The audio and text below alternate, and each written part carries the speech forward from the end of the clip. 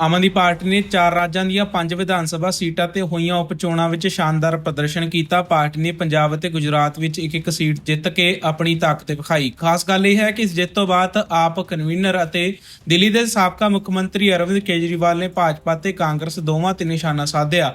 ਉਹਨਾਂ ਕਾਂਗਰਸ ਤੇ ਭਾਜਪਾ ਨਾਲ ਮਿਲੀ ਭੁਗਤ ਦਾ ਦੋਸ਼ ਲਗਾਇਆ। ਸਪਸ਼ਟ ਤੌਰ ਤੇ ਉਹਨਾਂ ਕਿਹਾ ਕਿ ਦੇਸ਼ ਵਿੱਚ ਭਾਜਪਾ ਵਿਰੁੱਧ ਸੱਚੀ ਲੜਾਈ ਸਿਰਫ ਆਮ ਆਦਮੀ ਪਾਰਟੀ ਹੀ ਲੜ ਰਹੀ ਹੈ। ਲੁਧਿਆਣਾ ਪੱਛਮੀ ਚੋਣ ਵਿੱਚ ਆਮ ਆਦਮੀ ਪਾਰਟੀ ਦੇ ਉਮੀਦਵਾਰ ਸੰਜੀਵ ਅਰੋੜਾ ਜਿੱਤੇ। ਕੇਜਰੀਵਾਲ ਨੇ ਕਿਹਾ ਕਿ ਪੰਜਾਬ ਦੇ ਲੋਕਾਂ ਨੇ ਇੱਕ ਵਾਰ ਫੇਰ ਆਪ ਸਰਕਾਰ ਦੇ ਕੰਮਾਂ ਨੂੰ ਮਨਜ਼ੂਰੀ ਦਿੱਤੀ। ਉਹਨਾਂ ਕਿਹਾ ਕਿ ਲੋਕਾਂ ਨੇ ਸਾਡੇ ਕੰਮ ਵਿੱਚ ਵਿਸ਼ਵਾਸ ਪ੍ਰਗਟ ਕੀਤਾ। ਇਹ ਜਿੱਤ ਦਰਸਾਉਂਦੀ ਹੈ ਕਿ ਪੰਜਾਬ ਵਿੱਚ ਆਪ ਸਰਕਾਰ ਲੋਕਾਂ ਦੇ ਹਿੱਤ ਵਿੱਚ ਕੰਮ ਕਰ ਰਹੀ ਹੈ। ਇੱਥੋਂ ਤੱਕ ਕਿ ਕੇਜਰੀਵਾਲ ਨੇ ਰਾਜ ਸਭਾ ਨਾਲ ਸੰਬੰਧਿਤ ਅਟਕਲਾਂ ਤੇ ਵੀ ਸਥਿਤੀ ਸਪਸ਼ਟ ਕੀਤੀ ਹੈ। ਲੁਧਿਆਣਾ ਪੱਛਮੀ ਸੀਟ ਤੋਂ ਸੰਜੀਵ ਅਰੋੜਾ ਦੀ ਜਿੱਤ ਤੋਂ ਬਾਅਦ ਉਹਨਾਂ ਦੀ ਰਾਜ ਸਭਾ ਸੀਟ ਖਾਲੀ ਹੋ ਜਾਵੇਗੀ। ਇਸ ਬਾਰੇ ਵਿਰੋਧੀ ਧਿਰ ਨੇ ਦਾਅਵਾ ਕੀਤਾ ਹੈ ਕਿ ਕੇਜਰੀਵਾਲ ਖੁਦ ਰਾਜ ਸਭਾ ਜਾ ਸਕਦੇ ਹਨ, ਪਰ ਇਹਨਾਂ ਅਟਕਲਾਂ ਤੇ ਰੋਕ ਲਗਾਉਂਦੇ ਹੋਏ ਕੇਜਰੀਵਾਲ ਨੇ ਕਿਹਾ ਕਿ ਕਈ ਵਾਰ ਮੈਨੂੰ ਰਾਜ ਸਭਾ ਭੇਜਣ ਦੀਆਂ ਗੱਲਾਂ ਹੁੰਦੀਆਂ ਸਨ। ਮੈਂ ਇਹ ਸਪਸ਼ਟ ਕਰ ਦੇਣਾ ਚਾਹੁੰਦਾ ਹਾਂ ਕਿ ਮੈਂ ਰਾਜ ਸਭਾ ਨਹੀਂ ਜਾਣਾ ਚਾਹੁੰਦਾ।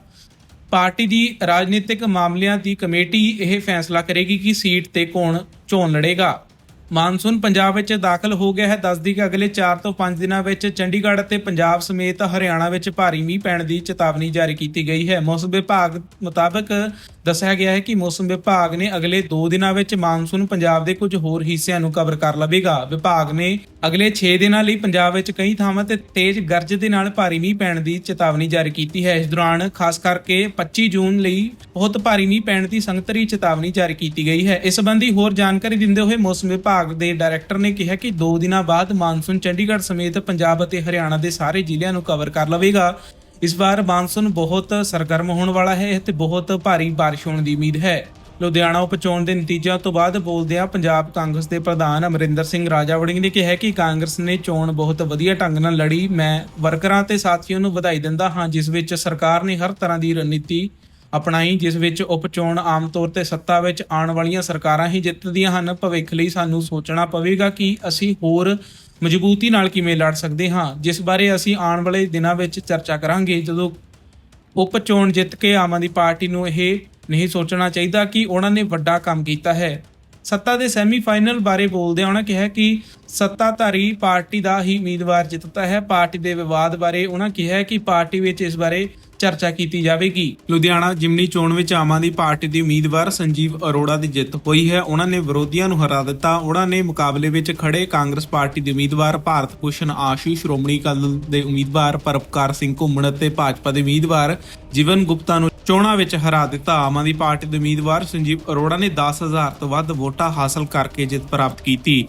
ਦੱਸ ਕਿ ਇਸ ਦੌਰਾਨ ਮੁੱਖ ਮੰਤਰੀ ਭਗਵੰਤ ਮਾਨ ਦਾ ਵੀ ਵੱਡਾ ਬਿਆਨ ਸਾਹਮਣੇ ਆਇਆ ਹੈ। ਸੀਐਮ ਭਗਵੰਤ ਮਾਨ ਨੇ ਟਵੀਟ ਕਰਦਿਆਂ ਕਿਹਾ ਕਿ ਵਿਧਾਨ ਸਭਾ ਹਲਕਾ ਲੁਧਿਆਣਾ ਪੱਛਮੀ ਦੀ ਜਿਮਨੀ ਚੋਣ ਵਿੱਚ ਆਮ ਆਦਮੀ ਪਾਰਟੀ ਦੀ ਸ਼ਾਨਦਾਰ ਜਿੱਤ ਦੀਆਂ ਸਭ ਨੂੰ ਬਹੁਤ-ਬਹੁਤ ਵਧਾਈਆਂ। ਵੱਡੀ ਲੀਡ ਨਾਲ ਮਿਲੀ ਜਿੱਤ ਦਰਸਾਉਂਦੀ ਹੈ ਕਿ ਸੂਬੇ ਦੇ ਲੋਕ ਸਾਡੀ ਸਰਕਾਰ ਦੇ ਕੰਮਾਂ ਤੋਂ ਬੇਹੱਦ ਖੁਸ਼ ਹਨ। ਅਸੀਂ ਪੰਜਾਬ ਦੀ ਤਰੱਕੀ ਅਤੇ ਖੁਸ਼ਹਾਲੀ ਦੀ ਦਿਨ ਰਾਤ ਬਿਨਾਂ ਭੇਦਭਾਵ ਤੇ ਇਮਾਨਦਾਰੀ ਨਾਲ ਕੰਮ ਕਰ ਰਹੇ ਹਾਂ।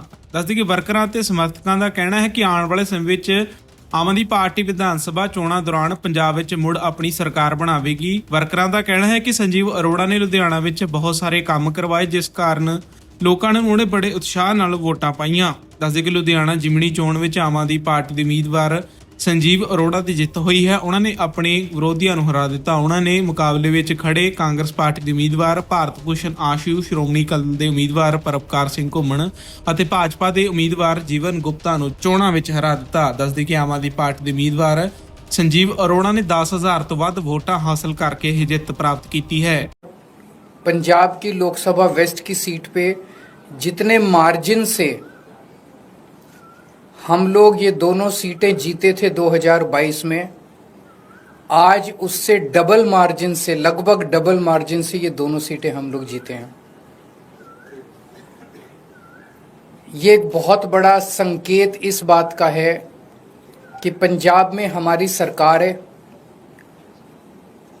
इसका मतलब पंजाब के अंदर लोग हमारी सरकार के काम से बहुत खुश हैं। पंजाब में उस टाइम 117 में से 92 सीट आई थी। कहा गया था कि एक आंधी थी आम आदमी पार्टी की। उस आंधी में जितने वोट से हम जीते थे, आज उससे डबल मार्जिन से जीते हैं। कई लोग ये कह रहे हैं कि ये सेमीफाइनल है 2027 का, तो हम सोच सकते हैं कि अगर ये सेमीफाइनल है 2027 का और 2022 आंधी थी, तो 2027 तो तूफान आने वाला है। हम सोच सकते हैं कि जनता आम आदमी पार्टी के काम से कितनी खुश है, और लुधियाना वेस्ट के इस चुनाव ने एक तरह से जनता के मूड को दर्शाया है। एक तरह से पंजाब की जनता ने मोहर लगाई है आम आदमी पार्टी के कामों पे। विसावदर के लोगों ने भी डबल मार्जिन से हमें जिताया है। जितने मार्जिन से उन्होंने हमें 2022 में जिताया था, उससे डबल मार्जिन से जिताया है। अक्सर कहा जाता है कि बाईपोल में रूलिंग पार्टी जो होती है वही जीतती है। गुजरात में रूलिंग पार्टी बीजेपी है, और बीजेपी की तो इतनी पकड़ है शासन के ऊपर, प्रशासन के ऊपर, पुलिस के ऊपर, सारी एजेंसीज उनके पास है। और जिस तरह से साम दाम दंड भेद सारे तिगड़म लगा के बीजेपी चुनाव लड़ती है, उनसे गुजरात के अंदर चुनाव लड़के जीत पाना तो बहुत मुश्किल है। तो अगर डबल मार्जिन से लोगों ने ये वोट दिया हमें, तो ये दिखाता है कि गुजरात के लोग अब 30 साल के बीजेपी के कुशासन से कितने ज़्यादा त्रस्त हो चुके हैं, और अब जनता अपनी आवाज़ उठाने वाली है। जनता ने अपनी आवाज़ उठानी शुरू कर दी है, और ये दिखाता है कि आम आदमी पार्टी की पॉलिसीज़ के ऊपर और आम आदमी पार्टी ने जो पंजाब और दिल्ली में काम किया उसके ऊपर गुजरात की जनता ने भरोसा दिखाया है। आम आदमी पार्टी पे भरोसा दिखाया, आम आदमी पार्टी की लीडरशिप पे भरोसा दिखाया है। तो गुजरात में अब बीजेपी के से तंग आ चुके हैं, और आम आदमी पार्टी लोगों के लिए एक उम्मीद है। 2022 के चुनाव में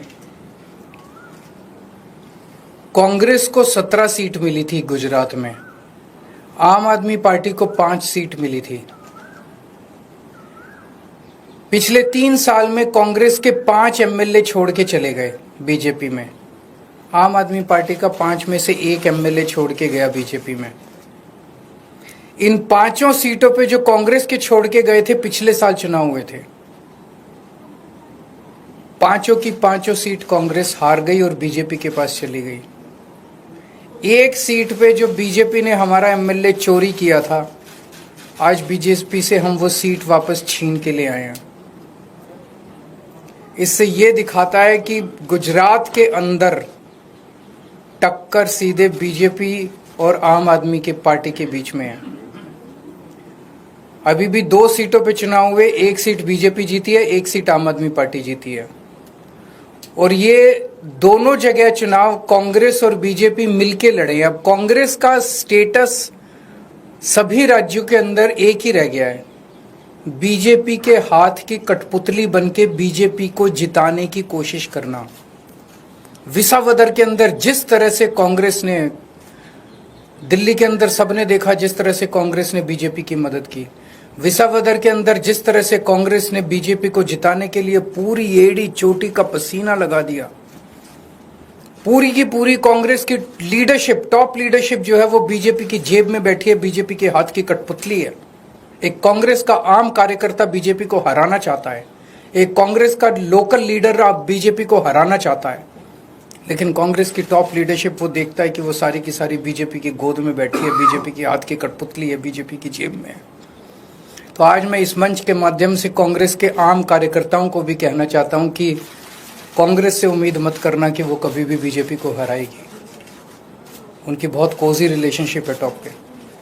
केवल और केवल आम आदमी पार्टी पूरे तन मन धन से इस देश को और राज्यों को बीजेपी से बचाने की कोशिश कर रही है। जो अच्छे कार्यकर्ता है कांग्रेस के, वो सब छोड़ के आम आदमी पार्टी में आ जाओ। अगर आपका कोई 1-2 क्वेश्चंस हैं तो सवाल सीट खाली, क्योंकि आपके लुधियाना वेस्ट से जो चुनाव लड़े वो राज्यसभा से गए थे, तो ये सवाल खड़े हो रहे थे, लंबे समय से चर्चा थी कि राज्यसभा से कौन जाएगा, आपके नाम की चर्चा चली। चुनाव में विपक्ष ने ये सवाल किया था। राज्यसभा से कौन जाएगा ये पॉलिटिकल अफेयर्स कमेटी तय करेगी हमारी, लेकिन मैं नहीं जा रहा, केजरीवाल नहीं जा रहा। आपने तो मेरे को कई बार भेज दिया अभी तक। मैं राज्यसभा में नहीं जा रहा, लेकिन कौन जाएगा ये पॉलिटिकल अफेयर्स कमेटी तय करेगी।